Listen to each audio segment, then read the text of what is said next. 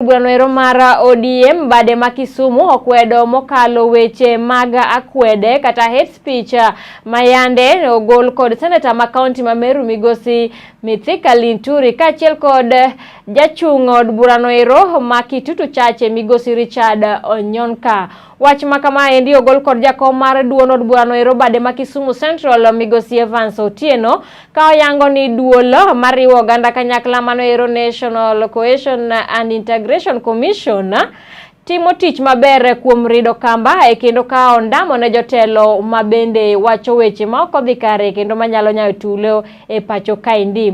Mikai Florence Olang bende osiro wacha makamano ka owacho ni weche mag akwede mawuok kuom jotelo moko gin weche mabende nyalo biro kelo tulo kind oganda ahinya kinde ni mabende oganda pacho kaendi hikore ne yiero maduong' ma ichan bagi kochopo dwe mar 8 mar higani.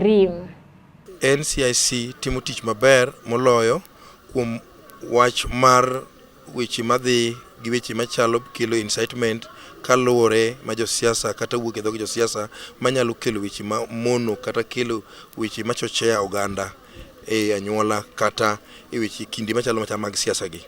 Wach maduong' ahinya wan kaka party mar ODM wawacho ni gidhi mbele gi tijno. Wadwaro ni mondo oganda obed kamoro achiel maonge tungni moro amora.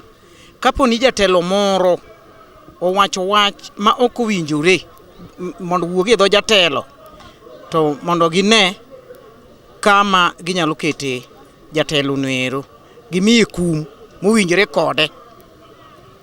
Mar ariyo wadhi yiero mwadhi e 2022 ni wadwaro kwe makende. Wawinjore kaka Kisumu Central ne wadwa mobilize voters as many as possible kendo wadwa wuok oko motegno kaka coordinators kaka volunteers mag chama gi jopiny duto tema support Azimio kendo wadhi ringo oko motegno ka wa mobilize to malich kabisa wan e tok moluor Professor Peter Nyang'nyong'o kendo wasewinjore ni gimoro amora duto wadwa time buo moluor Professor Peter Nyang'nyong'o kwa mobilize voters kendo kwa nyiso oganda ni kura gi kitambulisho e ngima mari kigoyo ombulu.